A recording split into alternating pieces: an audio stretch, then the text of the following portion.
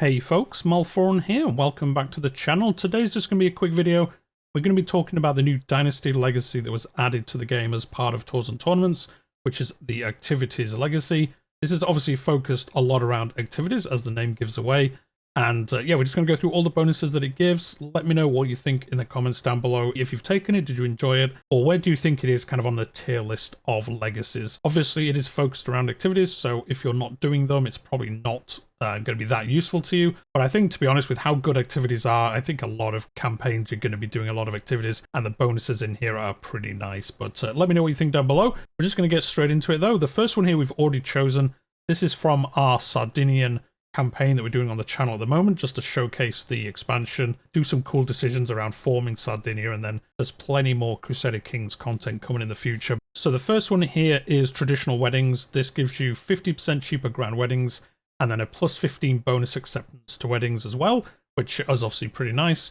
And then the third one is increased chance to generate a temporary strong hook on lieges that like you at grand weddings. So the first two are a little bit separate, so overall, I think, a 50% cheaper weddings is really nice. You're not going to be complaining about that. The weddings can get pretty expensive. And obviously, if you're trying to do maybe a bloody wedding or something like that, again, it's just going to make it cheaper for you to do to forward your goals.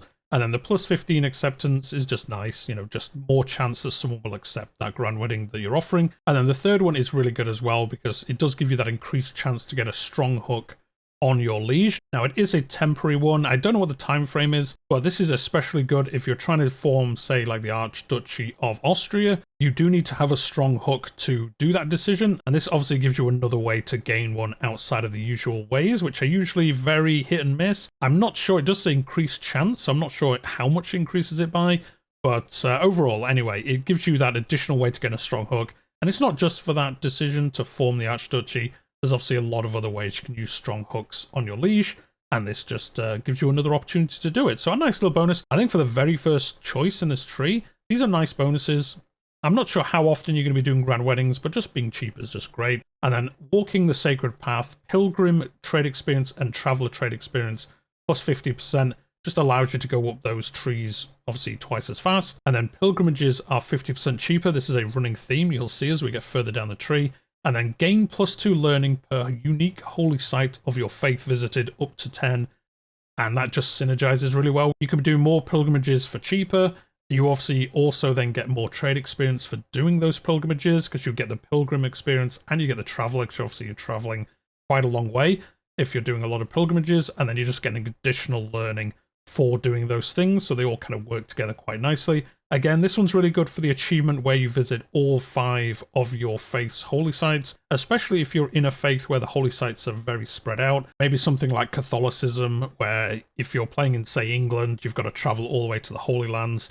And then there's a lot of other ones where the faith sites are very split up. So this is obviously just going to make them cheaper. And then you're getting a lot of experience because obviously they're longer pilgrimages as well. So you're getting more experience. So overall, this is fantastic. I don't know whether I'd almost prefer these to be switched over.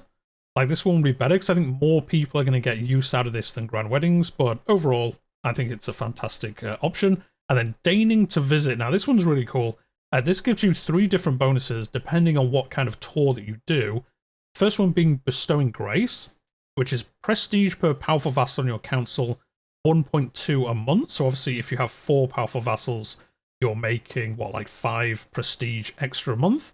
And then obviously there's a lot of other modifiers and bonuses for having powerful vassals on your council from lifestyle trees and things like that. So you can get some crazy bonuses to your prestige by just having this one active.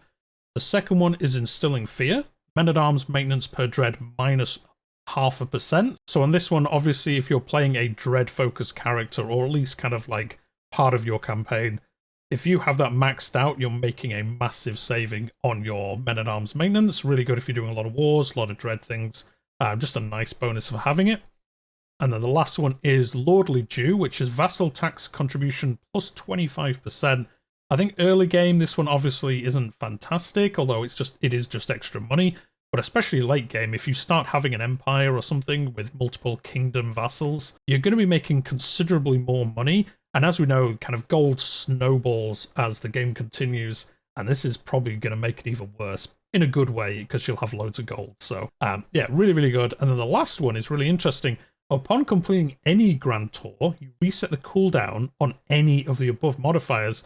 Now, if I'm reading this correctly, somebody please do correct me in the comments if I'm wrong with this. I think this means you can have all three active, and then every time you do a Grand Tour, it resets it. So instead of the modifier only lasting for 20 years, it would reset it to be another 20 years. And if you could manage to stack all three of them, you're obviously getting some crazy good bonuses, especially if you're playing like a Dread-focused character, saving on men-at-arms, you're getting more money from your vassals, and then you're getting a lot of prestige from your powerful vassals as well. So overall, I think this one's really cool. It's cool how it kind of works with the three versions and then being able to reset it by doing Grand Tours. You'd have to keep that in mind and keep trying to reset it so you don't lose those bonuses. Although, you know, if you do one after 20 years, you just get one of the bonuses back. So it's nice anyway, even if you only have one of them active, it's not too bad. And then the next one we have here is Family Recipes, Eager Reveler and Hunter Trait Experience plus 50%, very similar to the ones we saw earlier on, and they're significantly more likely to generate legendary animal sightings. So again, if you're doing feasts, if you're doing hunts, you're just getting way more trade experience, especially good again for some of the achievements around tours and tournaments, trying to max out falconry, I guess is included under the hunter trade experience. And then also just being able to get through Eager Reveler better is just going to give you some other modifiers and things like that. And then having more chance of getting the legendary animal sightings, again, this allows you to have a chance of killing them, and that is an achievement as well. So if you are achievement focused, you can pick this up and get a lot more chance of finding one of those legendary animal sightings and then being able to hopefully complete it, get that kill, and then get the achievement. But overall, I think this was quite good. I guess it's kind of the most boring of the four so far, but it's not like super exciting, I don't think. I suppose the legendary animal side is quite exciting, but the other bit is just more trade experience, which is fine. I don't know, for the fourth one, maybe something a bit spicier would have been cool, but I'm not going to complain. But, you know, being able to get that extra experience is always good, because then you can get through the tiers quicker, and you get the bonuses from those as well, so it's not too bad. And then the last one is obviously the historical reference, Field of the Cloth of Gold. Hastilled trade experience plus 50%, so as you can see, if you go down this tree, basically all the new traits around tours and tournaments, you basically get experience gain in pretty much all of them. So yeah, you can get through those traits a little bit faster. And then the next one is the Invite Knight's Decision is free during grand tournaments and brings characters with higher prowess. Not too bad. I mean, inviting knights is, off the top of my head, I'm going to say 100 prestige. So it's not a crazy bonus, but it is basically you get knights for free. And as it says, they're going to have higher prowess. So that's going to help you out, especially if you have some accolades or something like that where you need some higher prowess characters. You can pick them up for basically free during a grand tournament, which is not too bad at all.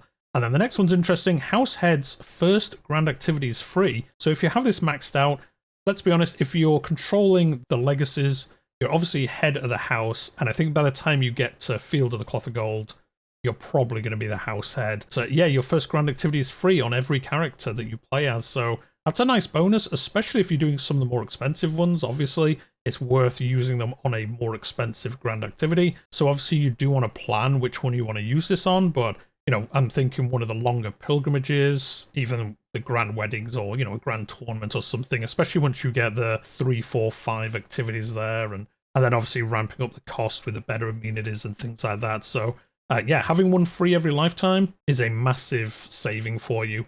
And then obviously doing that grand tournament, you're going to get the trade experience modifiers from the other things.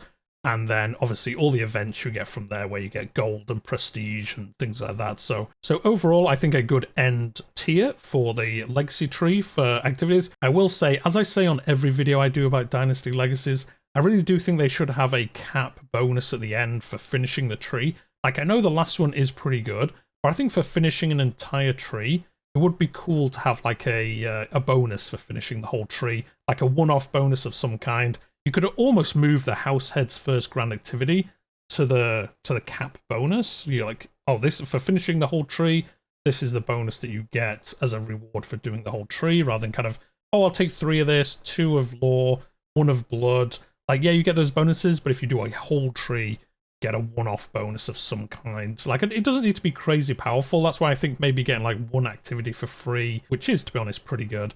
But I think you know what I mean. I've talked about this before, so let me know what you think in the comments down below. Do you agree with me still with that, or do you think I'm a crazy man for thinking there should be like a cap reward for finishing an entire legacy tree. Anyway, we're going to leave it there for today. Subscribe if you are new here and you've enjoyed it. I cover Crusader Kings, Dev Diaries, news. But that's going to be it for today, and I'll see you in the next one.